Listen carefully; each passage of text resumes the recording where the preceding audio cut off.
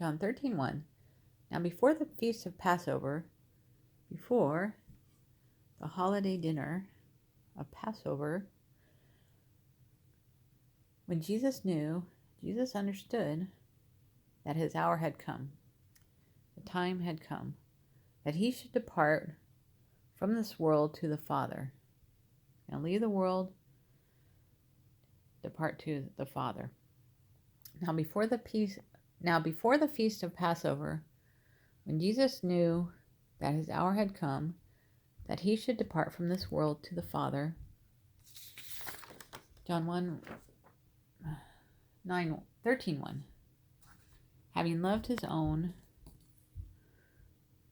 John 13:1. Having loved his own, I love my own, who are in the world, those who were in the world, and he loved them to the end. He loved them to the end. And supper being ended, supper's all finished. These are napkins.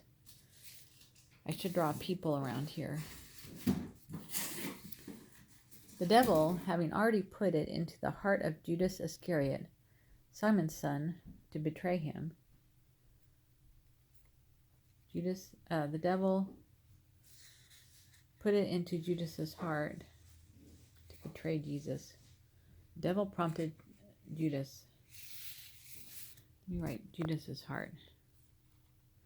Judas's heart. You could put Judas apostrophe S. We'll just put one S apostrophe.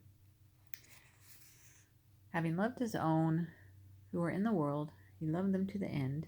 And supper being ended, the devil having already put it into the heart of Judas Iscariot, Simon's son, to betray him. John 13:3. Jesus knew that his Father had given all things into his hands. All things were given into Jesus' hands.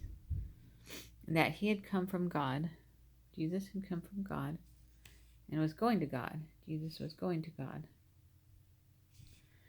Jesus, knowing that the Father had given all things into his hands and that he had come from God and was going to God.